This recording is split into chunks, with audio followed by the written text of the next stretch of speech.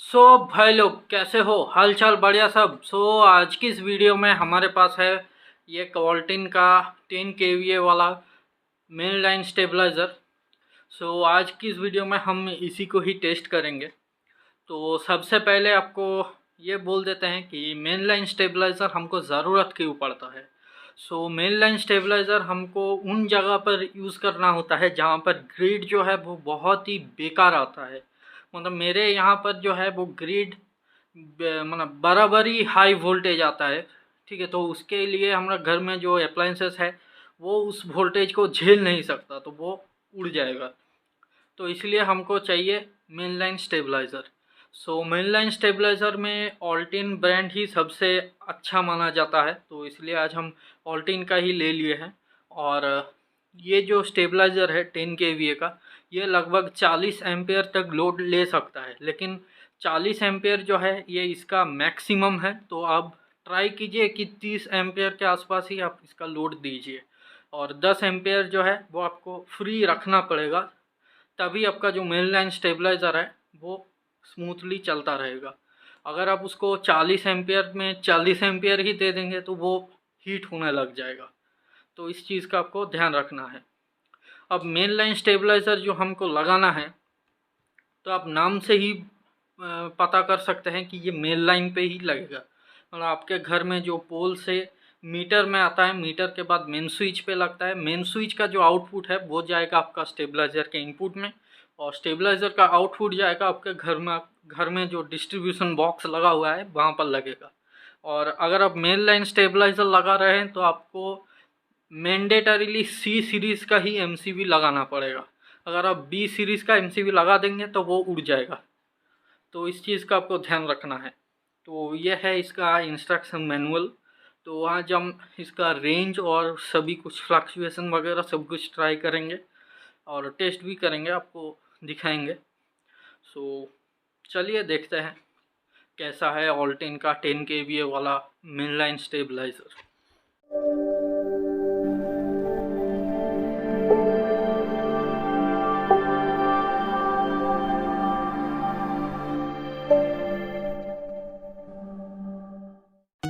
भाई लोग, ये है ऑल्टिन का 10 kVA वाला मेन लाइन स्टेबलाइज़र। तो हमने इसका सेटअप जो है वो कर लिया है। यहाँ पर वही हमारा टेस्टिंग बोर्ड है, और ये ब्लैक स्टेबलाइज़र के आउटपुट से जो है इस बोर्ड के अंदर आ रहा है, और इस बोर्ड का जो आउटपुट है इस प्लग से जा रहा है आपका। इस बोर्ड के पीछे से होते हुए ये आपका जा रहा है मेन लाइन स्टेबलाइज़र के जो टर्मिनल है पे ये कनेक्ट हो रहा है। ठीक है, इसका ये वाला जो है ये इनपुट है, ये आउटपुट है। तो आउटपुट में हमने जो है मल्टीमीटर को कनेक्ट कर दिए हैं। आप देख सकते हैं ये जो वायर है ये सीधा आपका जा रहा है मल्टीमीटर पे। ठीक है, और आपको 2 MCB यहाँ पर देखने के लिए मिलेगा स्टेबलाइज़र के सामने वाले पैनल पे। तो इसका भी काम आपको बताएंगे टेस्टिंग करते समय। तो ये है हमारा पूरा सेटअप, और स्टेबलाइज़र का जो मैनुअल स्टेबलाइज़र का इनपुट हमने ग्रिड में लगा दिए हैं। तो चलिए जल्दी से जो है टेस्टिंग को स्टार्ट करते हैं। भाई लोग, चलिए सबसे पहले टेस्टिंग को स्टार्ट करते हैं, और उससे पहले कुछ चीज़ें आपको बता देते हैं। वो ये जो है कंपनी का मैनुअल है। तो अगर इस डिस्प्ले में IP शो कर रहा है उसका मतलब है ये इनपुट वोल्टेज को शो कर रहा है। अगर यहाँ पर आउटपुट वोल्टेज आ रहा है, मतलब OP अगर यहाँ पर लिखा रहा है तो उसका मतलब है ये आउटपुट वोल्टेज को शो कर रहा है। अगर यहाँ पर HI लिखा हुआ है तो उसका मतलब है ये स्टेबलाइज़र को हाई इनपुट में मिल रहा है, मतलब हाई वोल्टेज। ये स्टेबलाइज़र का जो थ्रेशोल्ड वोल्टेज है उससे बाहर है। अगर येलो दिखा रहा है मतलब लो वोल्टेज है, मतलब वो भी इसका जो थ्रेशोल्ड वोल्टेज है उससे कम हो चुका है। और अगर यहाँ पर OH दिखा रहा है उसका मतलब इसके अंदर जो भी कंपोनेंट है, आपका कोई सर्किट है या फिर आपका ट्रांसफार्मर है, उसका टेम्परेचर बहुत हाई हो चुका है। तो उस टाइम पे आपको ये बंद करना होगा। और अगर यहाँ पर जो है वो काउंटिंग दिखा रहा है 5 4 3 2, तो उसका मतलब है ये इनिशियल टाइम डिले पे है। कुछ टाइम बाद आपका जो है आउटपुट चालू करेगा। और इस साइड पे ये लिखा हुआ है कि एक एमसीबी को एक टाइम पे ही आपको ऑन रखना है, वही लिखा हुआ है। और ऑल्टिन का 2 मॉडल आता है, ये वाला जो है 5 kVA का है, 2 kVA, 3 kVA, 5 kVA में आपको मिलता है, वो आपका ये मॉडल होगा। और 5 kVA और 10 kVA और आपका 15 kVA ये वाला मॉडल होगा। तो हमारा जो मॉडल है ये 10 kVA का है। तो ये वाला जो मॉडल है ये 40 एम्पियर का लोड ये ले सकता है, मैंने पहले भी आपको बता दिया था। तो ये जो एमसीवी है इसका ये बाईपास है, मतलब इसका इनपुट में जो भी मिलेगा आउटपुट वही दे देगा, तो ये बाईपास है। और ये वाला जो है ये स्टेबलाइज़र का ऑन ऑफ स्विच है, ठीक है। तो आपको एक चीज़ हमेशा ही ध्यान रखना होगा कि एक टाइम पे एक ही एमसीवी ऑन हो और दूसरा जो है वो ऑफ हो। अगर आप स्टेबलाइज़र को यूज़ कर रहे हैं तो आपको इस एमसीवी को ऑन रखना होगा, ये बंद होगा। और अगर आप बाईपास को यूज़ कर रहे हैं तो ये बंद होगा, ये चालू होगा। अगर दोनों को एक साथ आप ऑन कर देंगे तो इसका जो ट्रांसफार्मर है वो ब्लास्ट कर जाएगा। तो इस चीज़ का आपको हमेशा ही ध्यान रखना होगा। और मैं आपको ये रेकमेंड करता हूँ कि आप इस जो एमसीवी है ये हमेशा ऐसे ही इसको छोड़ दीजिए, इसको आपको टच नहीं करना है। अगर आपको कोई भी हेवी लोड यूज़ करना है, वैसे भी तो ये 40 एम्पियर का लोड ले सकता है, लेकिन आप मान लीजिए कोई भी 50 एम्पियर या 60 एम्पियर का कोई भी लोड आप यूज़ कर रहे हैं तो उस टाइम पे आपको बाईपास का ज़रूरत पड़ेगा। तो उस केस में मैं ज़रूर आपको रेकमेंड करता हूँ कि आप इसके पीछे जो भी कनेक्शन है, मतलब इनपुट आउटपुट में, वहाँ पर आप एक चेंज ओवर स्विच लगा दीजिए, ठीक है। तो वहाँ पर आपका एक मैनुअल हैंडल वाला चेंज ओवर स्विच आता है, वो आप वहाँ पर लगा दीजिए। तो उससे क्या होगा कि आपको इस स्विच को आपको टच करने का कोई ज़रूरत नहीं होगा। तो उस केस में क्या होगा कि अगर आप इसको ऑन भी छोड़ देंगे तो आपका कोई भी जो है आपका नुकसान नहीं होगा। और अगर मान लीजिए इसको आप रेगुलरली यूज़ करते रहते हैं तो मान लीजिए कोई भी गलती से इसको भी अगर ऑन कर देगा तो ये ब्लास्ट कर जाएगा। तो इसलिए मैं यही रिकमेंड करता हूँ कि आप पीछे जो है एक चेंज ओवर स्विच लगा दीजिए, तो वो आपका ज़्यादा सेफ रहेगा। तो चलिए सबसे पहले जो है इसका लोएस्ट रेंज देखते हैं। तो उससे पहले आपको ये दिखा देते हैं कि हमने जो है इसको अमेज़ॉन से ख़रीदा था, देख सकते हैं। ऑल्टिन 10 kVA 8000 वाट, इसका जो लोएस्ट रेंज है वो है 90 वोल्ट और हाईएस्ट रेंज जो है वो 300 वोल्ट है। और इसका प्राइस भी आप देख सकते हैं, और ये आज ही डिलीवर हुआ है 23 को। तो चलिए इसका जो है लोएस्ट रेंज हम सबसे पहले देखते हैं। तो अभी इसको नॉर्मल जो ग्रिड का वोल्टेज है 246 वही मिल रहा है। तो चलिए इसको जो है चालू करते हैं। तो उससे पहले आपको हमको देखना होगा कि ये जो है बंद है। अब इसको करते हैं चालू, देख सकते हैं काउंटिंग दिखा रहा है, इनिशियल टाइम डिले, और ये चालू हो चुका है। तो मीटर का कैलिब्रेशन भी आप देख सकते हैं, इनपुट है, आउटपुट में 226 227 और यहाँ पर भी वही दिखा रहा है, ठीक है। मतलब मीटर का जो है कैलिब्रेशन ठीक है, कोई भी यहाँ पर ज़्यादा अंतर नहीं है दोनों में, क्योंकि ये जो मीटर है ये फ्लक्चुएशन को थोड़ा बाद ये रिकॉग्नाइज कर रहा है और मल्टीमीटर सेकंड में ये इसको डिटेक्ट कर रहा है। तो ये इसलिए थोड़ा सा इसका फ्लक्चुएशन आपको ज़्यादा मिलेगा, इसमें कम मिलेगा, लेकिन ये मीटर सही दिखा रहा है, ठीक है। और इनपुट में वही देख लेते हैं, क्योंकि ये वाला जो मीटर है ये स्पेशली हमको टेस्ट करने के लिए ही बना गया है। तो इसमें कोई भी अगर पॉइंट का भी कोई फ्लक्चुएशन हुआ तो वो भी इसमें शो कर देगा, लेकिन ये वाला मीटर पे नहीं शो करेगा। इसमें कुछ सेकंड का टाइम लगता है तब जाके ये चालू होगा। तो ये मेरे हाथ से बंद हो गया था। तो ये इनपुट है, इनपुट भी वही दिखा रहा है, कोई दिक्कत नहीं है। तो चलिए इसको थोड़ा सा वोल्टेज को जो है कम करते हैं। तो अभी इसको इनपुट में दिए हैं 226, आउटपुट दे रहा है 210। इसको और डाउन करते हैं। अभी इसको इनपुट में दिए हैं 206, आउटपुट दे रहा है 231 के आसपास। इसको और डाउन करते हैं तो हमने अभी इसका फ्लक्चुएशन भी टेस्ट कर लिया है। अगर ये फ्लक्चुएशन होगा ज़्यादा तो ये डिले पे चला जाएगा। तो ये आपका अप्लायंसेस को बिल्कुल भी प्रोटेक्ट कर देगा अगर ज़्यादा फ्लक्चुएशन हुआ तो आप यहाँ पर इसका इनपुट देख सकते हैं 187, आउटपुट दे रहा है 211 के आसपास। इसको और डाउन करते हैं 169, 230 और डाउन करते हैं 149, इसको इनपुट में मिल रहा है। आउटपुट दे रहा है 205, यानी अभी भी ये स्टेबलाइज़र जो है बिल्कुल सही काम कर रहा है, कोई भी यहाँ पर दिक्कत नहीं है। इसको और डाउन करते हैं। अभी इसको इनपुट में दिए हैं 132, आउटपुट दे रहा है 220। ये 132 वोल्ट पे भी एकदम एक्यूरेट काम कर रहा है, एकदम सही काम कर रहा है। और डाउन करते हैं तो हम इसका ये जो ब्लैक वाला जो स्टेबलाइज़र है इसका एकदम लोएस्ट रेंज पे चले गए हैं, इससे कम अब नहीं होगा। तो आउटपुट दे रहा है 235।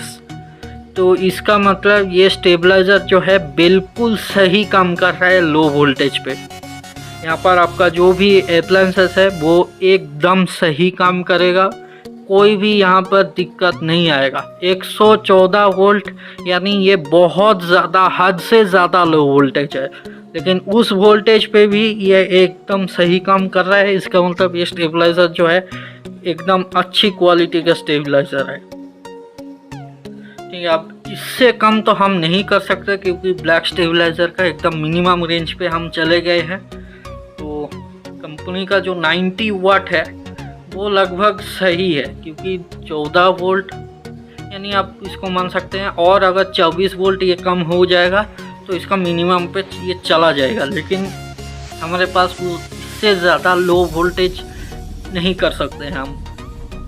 तो चलिए अभी इसका जो है हाईएस्ट रेंज हम देख लेते हैं। तो ये बंद कर देते हैं और अभी हम आ चुके हैं नॉर्मल पे और इसको करते हैं ऑन। तो हाईएस्ट रेंज पे ये आपने देखा कि ये कंपनी जो क्लेम करता है वो 300 वोल्ट तक है। तो अभी इसको इनपुट में दिए हैं 250, आउटपुट दे रहा है 232 के आसपास। तो चलिए इसको थोड़ा सा बढ़ाते हैं, 251 दिए हैं, आउटपुट वही है, ज़्यादा अंतर नहीं है। थोड़ा सा इंक्रीज़ कर दिए हैं, 272 दे रहे हैं, आउटपुट जो दे रहा है वो 250 के आसपास दे रहा है। तो ये जो है इसका जो ये 250 जो है ये अभी इसके आउटपुट में कोई भी लोड नहीं है। अगर कोई भी लोड दे देंगे तो ये थोड़ा सा वोल्टेज को ड्रॉप करेगा और स्टेबल कर देगा। तो ये जो है ये ओपन सर्किट वोल्टेज है। तो थोड़ा सा इसका जो भी रीडिंग है वो यूज़ करते समय थोड़ा सा अंतर इसको आपको मिलेगा, क्योंकि इसके अंदर हाई एम्पेयर का लोड पड़ेगा। अभी देख सकते हैं कोई भी एम्पेयर नहीं है, 0.27 एम्पेयर ये स्टेबलाइज़र का ट्रांसफार्मर ले रहा है और 58 वाट ये ले रहा है। तो ये थोड़ा सा आपका वोल्टेज जो है वो ड्रॉप होगा। ठीक है, तो ये बिल्कुल नॉर्मल रेंज पे ही है, कोई ज़्यादा दिक्कत नहीं है। तो चलिए इसको और अप करते हैं, क्योंकि 270 वोल्ट जो है हमारे ग्रिड पे का ही कवर ही आता है, रेगुलरली ये वोल्टेज नहीं आता है। ठीक है, तो इसको करते हैं और अप। तो देख सकते हैं 293 वोल्ट इसको इनपुट में दिए हैं और ये हाई वोल्टेज इंडिकेट कर दिए हैं। आउटपुट जो है उसको कर दिए हैं बंद। तो चलिए इसको करते हैं ऑफ। सो भाई लोग, अगर हम इस स्टेबलाइज़र के जो है वर्किंग रेंज की अगर हम बात कर ले तो वो 100 वोल्ट से लेकर 275 वोल्ट तक ये काम करेगा। सो कंपनी जो बोलता है 90 वोल्ट, तो 90 वोल्ट तो हमने टेस्ट नहीं किए हैं, मतलब मेरे पास उतना लो करने के लिए जो है वो सफिशिएंट चीज़ें नहीं है।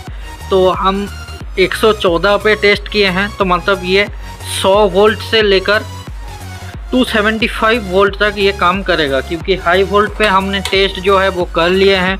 296 पे ये हाई दिखा रहा है और 272 पे ये चालू हो रहा है। तो उसका मतलब इसका एवरेज हम निकाल लेते हैं, 275 ही हम निकाल लेते हैं, क्योंकि उससे ज़्यादा होगा तो ये आउटपुट को जो है वो और हाई कर देगा। तो आपका स्टेबलाइज़र जो है वो आपका जो अप्लायंसेस है वो डैमेज होना स्टार्ट हो जाएगा, क्योंकि अभी भी ये नॉर्मल रेंज पे ही है। तो मतलब ये 275 हम इसका हाईएस्ट रेंज मान लेते हैं और लोएस्ट रेंज जो है वो 100 है।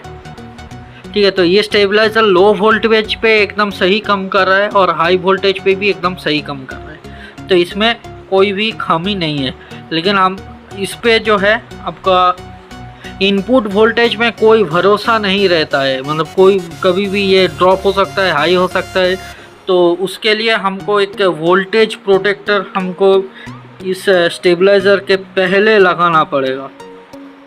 ठीक है, तो हमने उसको पहले ही इंस्टॉल कर लिया था।